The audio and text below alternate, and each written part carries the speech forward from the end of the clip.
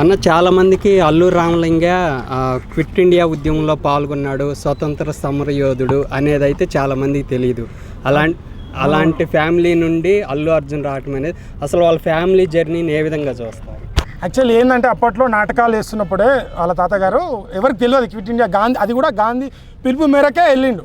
So అది ఎవరికి తెలియదు. సో అలాంటి స్వతంత్ర పాత్ర ఖచ్చితంగా మా బన్యన్న చేస్తాడు. నాకు ఏమనిపిస్తుంది అంటే నెక్స్ట్ రాజమౌళి సార్తో ఏమైనా ఇలాంటివి చేస్తే, ఇంకోటి మీకు చాలామంది అనుకుంటున్నారు అల్లు అర్జున్ వీళ్ళతో ఎదిగాడు వాళ్ళతో, కానీ ఒకటే చెప్తున్నా బ్రదర్, ఎవరన్నా కానీ మీ ఫ్రెండ్ సర్కిల్లో కానీ సినిమా ఇండస్ట్రీలో ఎవరైనా కానీ ఒకళ్ళు ఎదిగిండంటే మా వల్లనే ఎదిగిండు అనేది అది చాలా తప్పు.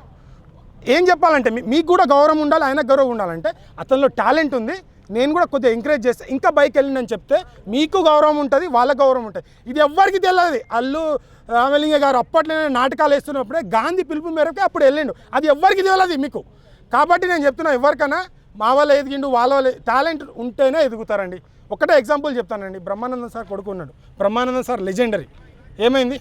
దాసరి నారాయణ గారు కొడుకున్నారు, ఏమైంది? మరి వాళ్ళకి తీసుకురాలే. సో కాబట్టి టాలెంట్ ఖచ్చితంగా ఆల్రెడీ తనకు తయారు చేసుకున్నాడు. అది మా బన్యన్న రేంజ్. కాబట్టి ఇది మళ్ళీ హైలైట్ చెప్తున్నా, మరి గాంధీ గారి పిలుపు మేరకే అప్పుడు వెళ్ళి యుద్ధంలో పాల్గొన్నాడు, కానీ అది ఎవ్వరికి తెలియదు. సో అలాంటి పాత్ర మా బన్యన్న అన్న, అది మీకు తెలిసే ఉంటుంది. కంపల్సరీ దాన్ని రీసెర్చ్ చేసి కంపల్సరీ మా ఫ్యాన్స్కి ఇలాంటి సినిమా ఇవ్వాలని మేము కోరుకుంటున్నాం. మళ్ళీ చెప్తున్నా, ప్రతి ఒక్కరికి మీకు కావాలంటే గూగుల్లోనో ఎక్కడో ఉంటుంది, ఇది సెర్చ్ చేసి చూసుకోండి. మాకు అలాంటి సినిమా కావాలన్నా మీ తాతగారి గురించి ప్రపంచం మొత్తం తెలియాలి. ఇప్పుడు నువ్వు ప్రపంచం మొత్తం చూపిస్తున్నావు, అదే అల్లు రామలింగ గురించి కూడా మొత్తం సార్ గురించి కూడా అందరికీ తెలియాలి.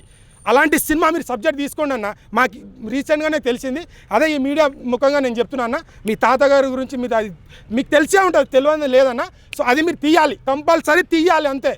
ఒకటే చెప్తున్నా అన్న, తగ్గేదేలే. జై బన్నే, జై జై బన్నే, జై బన్నే, జై జై బన్నే, జై బన్నే, జై జై బన్నే, ఏ ఆర్మీ, ఏ ఆర్మీ, ఏ ఆర్మీ, ఎవ తగ్గేదేలే.